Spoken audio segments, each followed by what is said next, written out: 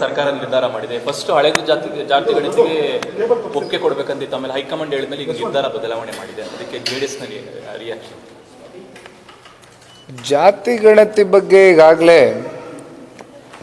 ಹಲವಾರು ಬಾರಿ ಪಕ್ಷದ ನಾಯಕರುಗಳು ನಾನು ಕೂಡ ಜಾತಿ ಗಣತಿ ಬಗ್ಗೆ ಭಾಳ ವಿವರವಾಗಿ ಪತ್ರಿಕಾಗೋಷ್ಠಿಯನ್ನು ನಡೆಸಿ ಕಳೆದ ಬಾರಿ ಚರ್ಚೆಯನ್ನು ಮಾಡಿದ್ವು. ಆದರೆ ಇತ್ತೀಚೆಗಷ್ಟೇ ನವದೆಹಲಿಗೆ ಈ ರಾಜ್ಯದ ಮುಖ್ಯಮಂತ್ರಿಗಳು ಭೇಟಿ ಕೊಟ್ಟಂಥ ಸಂದರ್ಭದಲ್ಲಿ ಕಾಂಗ್ರೆಸ್ನ ಹೈಕಮಾಂಡ್ ಜೊತೆ ಕೂತು ಚರ್ಚೆ ಮಾಡಿದಾಗ ಏನು 165 ಕೋಟಿನೋ 180 ಕೋಟಿಯಷ್ಟು ಹಣಕಾಸನ್ನು ವೆಚ್ಚ ಮಾಡಿ ಕಳೆದ 10 ವರ್ಷ ಹಿಂದೆ ನಡೆಸಿರ್ತಕ್ಕಂಥ ಈ ಒಂದು ಜಾತಿ ಗಣತಿನ ಎತ್ತಿಡ್ದಂಥವರೇ ರಾಜ್ಯ ಸರ್ಕಾರ ಹಾಗೂ ರಾಜ್ಯದ ಮುಖ್ಯಮಂತ್ರಿಗಳು. ಈಗ ಒಂದು ಕಡೆ ಜಾತಿ ಗಣತಿ ಮಾಡಬೇಕು ಅಂತಕ್ಕಂಥದ್ದು ನಿರ್ಧಾರ ತೀರ್ಮಾನ ಈಗಾಗಲೇ ಕೇಂದ್ರ ಸರ್ಕಾರ ಕೈಗೆತ್ಕೊಂಡಾಗಿದೆ. ಒಂದು ಕಡೆ ಅದು ಮಾಡ್ತಾ ಇದೆ. ಪ್ರತ್ಯೇಕವಾಗಿ ನೀವು ಜಾತಿ ಗಣತಿ ಮತ್ತೆ ರಾಜ್ಯದಲ್ಲೂ ಮಾಡಬೇಕು ಅಂತಕ್ಕಂಥದ್ದು ಏನು ಅವಶ್ಯಕತೆ ಇಲ್ಲ ನನ್ನ ಅಭಿಪ್ರಾಯದಲ್ಲಿ. ಒಂದು ಈಗಾಗಲೇ ಕಳೆದ 10 ವರ್ಷದ ಹಿಂದೆ ಇವತ್ತು ನೀವಾಗಲೇ ಜಾತಿ ಗಣತಿಯನ್ನು ನೀವೇನು ಮಾಡ್ಕೊಂಡಿದ್ದೀರಿ ಅಂತಕ್ಕಂಥದ್ರ ಬಗ್ಗೆ ಚರ್ಚೆ ಮಾಡ್ತೀನಿ. 180 ಕೋಟಿ ರೂಪಾಯಿ ಅಷ್ಟು ಹಣಕಾಸನ್ನು ಇವತ್ತು ವೆಚ್ಚ ಮಾಡಿದ್ದೀರಿ. ಮತ್ತೆ ಪುನಃ ಅದರ ಮೇಲೆ ಇವತ್ತು ಜನಗಳ ಒಂದು ಏನು ತೆರಿಗೆ ಮೂಲಕ ಕಟ್ತಕ್ಕಂಥ ಈ ಒಂದು ಹಣ ಮತ್ತೆ ಖರ್ಚು ವೆಚ್ಚ ಮಾಡಿ ಎಷ್ಟರ ಮಟ್ಟಕ್ಕೆ ನೀವು ಈ ಜಾತಿ ಗಣತಿನ ಸರಿಯಾಗಿ ಮಾಡ್ತೀರಾ ಅಂತಕ್ಕಂಥದ್ದು ಪ್ರಶ್ನೆ ಈಗಾಗಲೇ ಉದ್ಭವ ಆಗಿದೆ.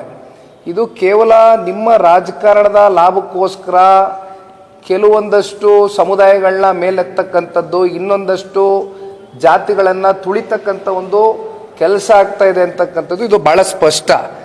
ಆದರೆ ಈಗ ನಾನು ಹೇಳ್ದಂಗೆ ಜಾತಿ ಗಣತಿ ಈಗಾಗಲೇ ಜನಗಣತಿ ಆಗಬೇಕು, ಜಾತಿ ಗಣತಿ ಆಗಬೇಕು ಅಂತಕ್ಕಂಥದ್ದು ಈಗಾಗಲೇ ಕೇಂದ್ರ ಸರ್ಕಾರ ನಿರ್ಧಾರ ಮಾಡಿದ್ದಾರೆ. ಮತ್ತೆ ಪ್ರತ್ಯೇಕವಾಗಿ ಮಾಡ್ತಕ್ಕಂಥದ್ದು ಅನವಶ್ಯಕ, ಮತ್ತೆ ದುಂದು ಮಾಡ್ತಕ್ಕಂಥದ್ದು ನಿಜಕ್ಕೂ ಕೂಡ ಇದು ಬೇಡ ಅಂತಕ್ಕಂಥದ್ದು ಬಹುಶಃ ಬಹುತೇಕರ ಒಂದು ಭಾವನೆ. ಇನ್ನು ಕಾಂಗ್ರೆಸ್ ಹೇಳ್ತಾ ಇದೆ ಸರ್, ಸಾಮಾಜಿಕವಾಗಿ ಆರ್ಥಿಕವಾಗಿ ಮಾಡೋದಿಲ್ಲ, ಇವರು ಜಸ್ಟ್ ಜಾತಿ ಗಣತಿ ಅಂಕಿಅಂಶ ಹೇಳ್ತಾರೆ ಅಷ್ಟೇ, ಬಟ್ ನಾವು ಹೊತ್ತು ಕೊಡ್ತೀವಿ ಅದಕ್ಕೆ. ಇಲ್ಲ, ಡೆಫಿನೆಟ್ಲಿ ಈಗ ಸೋಷಿಯೋ ಎಕನಾಮಿಕ್ ಜಸ್ಟಿಸ್ಗೋಸ್ಕರ ಈ ಜಾತಿ ಗಣತಿ ನಡಿಬೇಕಾಗಿದೆ. ಬಟ್ ಅಂತಿಮವಾಗಿ ಇಲ್ಲಿ ಯಾರ ಸೋಷಿಯೋ ಎಕನಾಮಿಕ್ ಜಸ್ಟಿಸು ಕೂಡ ಆಗ್ತಾ ಇಲ್ಲ. ಇಲ್ಲಿ ಆಗ್ತಾ ಇರ್ತಕ್ಕಂಥದ್ದು ಓನ್ಲಿ ಪೊಲಿಟಿಕಲ್ ಅಜೆಂಡಾನ ಮುಂದಿಟ್ಕೊಂಡು ನಿಮ್ಮ ರಾಜಕಾರಣದ ಮುಂದಿನ ಭವಿಷ್ಯವನ್ನು ಕಟ್ತಕ್ಕಂಥದ್ದಕ್ಕೆ ಇವತ್ತು ಕೆಲವೊಂದಷ್ಟು ಬಹುಸಂಖ್ಯೆಯ ಜಾತಿಗಳನ್ನ ಕಮ್ಮಿ ತೋರಿಸ್ತಕ್ಕಂಥದ್ದು, ಮತ್ತೆ ಕೆಲವೊಂದಷ್ಟು ಜಾತಿಗಳನ್ನ ನೀವು ಮೇಲೆತ್ತಕ್ಕಂಥ ಕೆಲಸ ಮಾಡ್ತೀರಿ ಅಂತಕ್ಕಂಥದ್ರೆ ಇದು ನಿಜಕ್ಕೂ ಕೂಡ ಪ್ರತಿಯೊಬ್ಬರ ಮನಸ್ಸಿನಲ್ಲೂ ಕೂಡ ಪ್ರಶ್ನೆ ಅಂತೂ ಉದ್ಭವ ಆಗಿದೆ. ಜಾತಿ ಗಣತಿ ಸೋಷಿಯೋ ಎಕನಾಮಿಕ್ ಜಸ್ಟಿಸ್ಗೋಸ್ಕರ ಮಾಡಬೇಕಾಗಿದೆ. ಆದರೆ ಇದರ ಹಿಂದಿನ ಉದ್ದೇಶ ದುರುದ್ದೇಶ ಬೇರೆ ಅಂತಕ್ಕಂಥದ್ದು ಬಹಳ ಸ್ಪಷ್ಟ.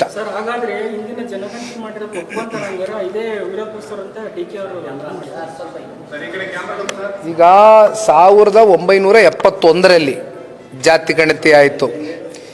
ಈಗ ಅಲ್ಲಿಂದ ಇಲ್ಲಿಯವರೆಗೂ ಈಗ ಕೇಂದ್ರ ಸರ್ಕಾರ ಮತ್ತೆ ಕೈಗೆ ಎತ್ಕೊಂಡಿದ್ದಾರೆ ಜನಗಣತಿ ಮಾಡಬೇಕು ಅಂತಕ್ಕಂಥದ್ದು. ಈಗ ಇಲ್ಲಿವರೆಗೂ DCM ಅವ್ರಿಗೆ ಇದ್ರ ಬಗ್ಗೆ ವಿಶ್ವಾಸ ಇಲ್ಲ ಅಂತಕ್ಕಂಥದ್ದಾದರೆ ಮತ್ತೆ ಈ 10 ವರ್ಷದಿಂದ ಮಾಡ್ತಕ್ಕಂಥ ಈ ಕಾಂತರಾಜುರವರ ವರದಿ ಏನಿದೆ ಇದ್ರ ಬಗ್ಗೆ ಎಷ್ಟು ಜನಕ್ಕೆ ವಿಶ್ವಾಸ ಇದೆ? ಅವ್ರ ಪಕ್ಷದಲ್ಲೇ ವಿಶ್ವಾಸ ಇಲ್ವಲ್ಲ, ಅವ್ರ ಕೇಂದ್ರದ ನಾಯಕರಿಗೆ ವಿಶ್ವಾಸ ಇಲ್ಲಲ್ಲ, ಅವ್ರ ಹೈಕಮಾಂಡ್ ಅವ್ರಿಗೆ ವಿಶ್ವಾಸ ಇಲ್ವಲ್ಲ. ರಾಹುಲ್ ಗಾಂಧಿ ಅವ್ರು ಏನು ಹೇಳಿದ್ದಾರೆ? ಪಾಪ ಒಳಗಡೆ ಕೂತ್ಕೊಂಡಾಗಿ ಇವರು ನವದೆಹಲಿಯಲ್ಲಿ ಚರ್ಚೆ ಮಾಡಿದಾಗ ಏನು ಹೇಳಿದ್ದಾರೆ? ಕೈ ಬಿಡಿ ಅಂತ ಹೇಳಿದ್ದಾರೆ. ಅವ್ರು ಹೇಳಿದ್ಮೇಲೆ ತಾನೇ ಇವರು ಹೊಸದಾಗೆ ತಿರುವು ಪಡ್ಕೊಂಡಿರ್ತಕ್ಕಂಥದ್ದು, ಹೊಸದಾಗೆ ಈಗ ಉಲ್ಟಾ ಹೊಡಿತಾ ಇರ್ತಕ್ಕಂಥದ್ದು ರಾಜ್ಯ ಸರ್ಕಾರ. ವಿಶ್ವಾಸ ಇಲ್ಲ ಅವ್ರಿಗೆ. ಸರ್, ಈಗ ನೀವು ಜಾತಿ ಗಣತಿ ಮಾಡ್ತೀರಿ, ನಿಮ್ ಕಡೆಯಿಂದಲೂ ಆಗುತ್ತೆ, ಕೇಂದ್ರದಿಂದ ಆಗುತ್ತೆ, ಓಕೆ, ಈಗ ರಾಜ್ಯದಿಂದಲೂ ಆಗುತ್ತೆ. ಕೊನೆಗೆ ಅಂಕಿಅಂಶಗಳಲ್ಲಿ ವ್ಯತ್ಯಾಸ ಬಂದ್ರೆ ಅದಕ್ಕೂ ಯಾರು ಹೊಣೆ ಆಗಿರ್ತಾರೆ? ಬಂದೇ ಬರುತ್ತೆ, ವ್ಯತ್ಯಾಸಗಳಾಗೇ ಆಗುತ್ತೆ.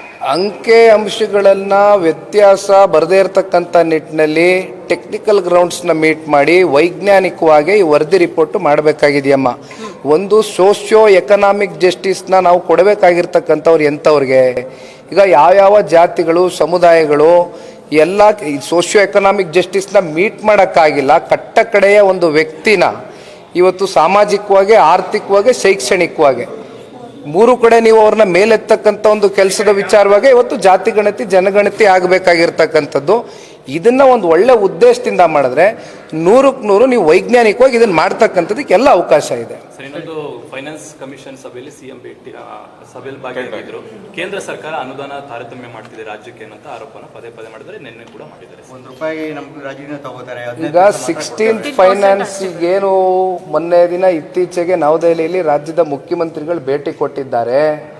ನಾನು ಮುಖ್ಯಮಂತ್ರಿಗಳಿಗೆ ಶುಭವನ್ನು ಕೋರ್ಲಿಕ್ಕೆ ಇಚ್ಛಪಡ್ತೇನೆ. ಯಾಕೆಂದರೆ ಹಲವಾರು ವಿಷಯದಲ್ಲಿ ರಾಜ್ಯದ ಮುಖ್ಯಮಂತ್ರಿಗಳು ಕೇಂದ್ರದ ಗೌರವಾನ್ವಿತ ಪ್ರಧಾನಮಂತ್ರಿಗಳ ಜೊತೆ ಇಲ್ಲಿವರೆಗೂ ಕೂಡ ಅವರು ಸಮಯ ಕೊಟ್ಟು ಕೂತು ಚರ್ಚೆ ಮಾಡಿ ಒಂದು ಸೌಹಾರ್ದಿತವಾದಂಥ ಒಂದು ಬಾಂಧವ್ಯವನ್ನು ಬೆಳೆಸ್ಕೊಳ್ತಕ್ಕಂಥದ್ದು ಇಲ್ಲಿವರೆಗೂ ನಾವು ನೋಡಿಲ್ಲ.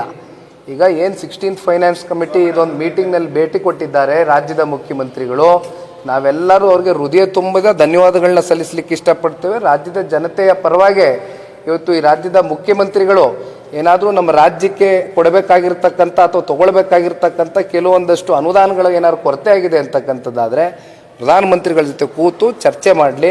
ನಾವು ಕೂಡ ಅವ್ರ ಜೊತೆ ನಿಂತು ಸನ್ಮಾನ್ಯ ಕುಮಾರಣ್ಣವರು ಈ ವಿಚಾರದಲ್ಲಿ ಸಹಕಾರವನ್ನು ಕೊಡ್ತೇವೆ ಅಂತಕ್ಕಂಥ ಬಹಳ ಸ್ಪಷ್ಟವಾಗಿ ಅನುದಾನ ಕಡಿಮೆ ಮಾಡಿಸಿದ್ದಾರೆ ಕರ್ನಾಟಕಕ್ಕೆ, ಇದು ರಾಜಕೀಯ ಅನ್ನುವಂಥ ಮಾತುಗಳನ್ನು ಸಿಎಂ ಹೇಳ್ತಾರೆ. ಕೂತು ಚರ್ಚೆ ಮಾಡಬೇಕಲ್ಲ ಸರ್, ಕೂತು ಚರ್ಚೆ ಮಾಡ್ಕೊಂಡು ಆಮೇಲೆ ಒಂದು ಚೌಕಟ್ಟಿನಲ್ಲಿ ಕೂತು ಚರ್ಚೆ ಮಾಡಬೇಕಾಗ್ತದೆ. ಯಾಕೆಂದರೆ ಎರಡು ಅತ್ಯಂತ ಉನ್ನತವಾದಂಥ ಒಂದು ಸ್ಥಾನ, ಪ್ರಧಾನಮಂತ್ರಿ ಅಂತಕ್ಕಂಥದ್ದು ಮುಖ್ಯಮಂತ್ರಿಗಳು ಇಬ್ಬರು ಅತ್ಯಂತ ಉನ್ನತವಾದಂಥ ಸ್ಥಾನದಲ್ಲಿ ಕೂತಿದ್ದಾರೆ. ಇದನ್ನು ನೀವು ಬಹಿರಂಗವಾಗಿ ಬಂದು ನಮಗೆ ಸಿಗ್ತಾ ಇಲ್ಲ ಮಾಡ್ತಾ ಇಲ್ಲ ಅನ್ನೋದಕ್ಕಿಂತ ಹೆಚ್ಚಾಗಿ ಕೂತ್ಕೊಂಡು ಒಳಗಡೆ ಸೌಹಾರ್ದಿತವಾದಂಥ ಒಂದು ಬಾಂಧವ್ಯ ಬೆಳೆಸ್ಕೊಳ್ಳಿ, ಕೂತು ಚರ್ಚೆ ಮಾಡಲಿ. ರಾಜ್ಯದ ಜನತೆಗೆ ಆಗ್ತಾ ಇರ್ತಕ್ಕಂಥ ಅನ್ಯಾಯದ ಬಗ್ಗೆ ಪ್ರಧಾನಮಂತ್ರಿಗಳ ಜೊತೆ ಕೂತು ಚರ್ಚೆ ಮಾಡಿದಂಥ ಸಂದರ್ಭದಲ್ಲಿ ನನಗೂ ವಿಶ್ವಾಸ ಇದೆ, ಖಂಡಿತವಾಗ್ಲೂ ಪ್ರಧಾನಮಂತ್ರಿಗಳು ಇದಕ್ಕೆ ಸ್ಪಂದಿಸ್ತಾರೆ. ಸರಿ, ಇಷ್ಟು ಬಾರಿ ಹೇಳಿದ್ರು ಕೂಡ ಅವ್ರಿಗೆ ರೀಚ್ ಆಗಿರುತ್ತೆ ವಿಚಾರಗಳು, ಆದ್ರೂ ಕೂಡ ಯಾಕೆ ಸ್ಪಂದನೆ ಕೊಡ್ತಿಲ್ಲ? ಈಗ ಗೊತ್ತಿರುತ್ತೆ 4.5 ಲಕ್ಷ ಕೋಟಿ ಖರ್ಚು ಮಾಡ್ತಾ ಇದ್ದಾರೆ, ತೆರಿಗೆ ಕೊಡ್ತಾ ಇದ್ದಾರೆ, ಅದ್ರಲ್ಲಿ 15% ಸಿಗ್ತಿದೆ ಅಂತ ಹೇಳಿ ಎಲ್ಲ ಮುಂದಕ್ಕೆ ಸ್ಪಂದನೆ ಸಿಗುತ್ತೆ ಬಾಮ್ಮ, ಸಿಗುತ್ತೆ. ಇಲ್ಲಿವರೆಗೂ ಏನು ಸಿಕ್ಕಬೇಕಾಗಿದೆ ಸಿಕ್ಕಿದೆ, ಮುಂದಕ್ಕೆ ಏನು ಸಿಗಬೇಕು ಸಿಗುತ್ತೆ. ನಾವು ಇದ್ದೇವೆ ಜೊತೆಯಲ್ಲಿ, ಕುಮಾರಣ್ಣವರಿದ್ದಾರೆ, ರಾಜ್ಯದ ಪರವಾಗಿ ಪ್ರತಿನಿಧಿಸ್ತಾ ಇದ್ದಾರೆ, ಕೇಂದ್ರದಲ್ಲಿ ಸಚಿವರಾಗಿದ್ದಾರೆ, ಕ್ಯಾಬಿನೆಟ್ ಅಲ್ಲಿ ಮಿನಿಸ್ಟರ್ ಇದ್ದಾರೆ. ನಾವು ಕೂಡ ಇದ್ರ ಬಗ್ಗೆ ಚರ್ಚೆ ಮಾಡ್ತೇವೆ.